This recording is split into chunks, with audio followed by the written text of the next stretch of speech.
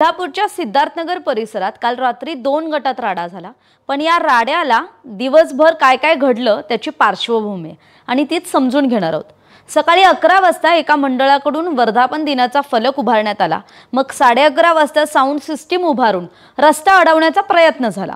12 वाजता सिद्धार्थनगर परिसरातल्या नागरिकांनी लक्ष्मीपुरी पोलीस ठाण्यात ते दाखल झाले।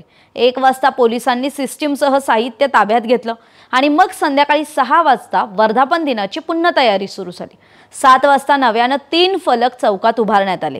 रात्री 9 वाजता साऊंड सिस्टीम लावून फटाक्यांची आतषबाजी करण्यात आली। 9:30 वाजता 2 गट एकमेकांसमोर येऊन दगडफेकीला सुरुवात झाली। मग 10 वाजता वाहनांच्या तोडफोडीसह वाहनं पेटवण्याचा प्रकार घडला। 10:15ला पोलीस अधीक्षकांसह अधिकाऱ्यांचा फौजफाटा घटनास्थळी दाखल झाला।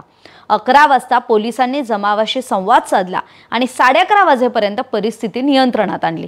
त्यामुळे काल दिवसभराचा जो कार्यक्रम होता तो खरं तर जो आनंद आणि जल्लोषाचा होता त्याचंच रूपांतर हे रात्री मात्र राड्यात झालेलं पाहायला मिळालं। तरी याविषयीचा सविस्तर व्हिडिओ आपल्याला सकाळच्या YouTube चॅनलवर पाहता येईल।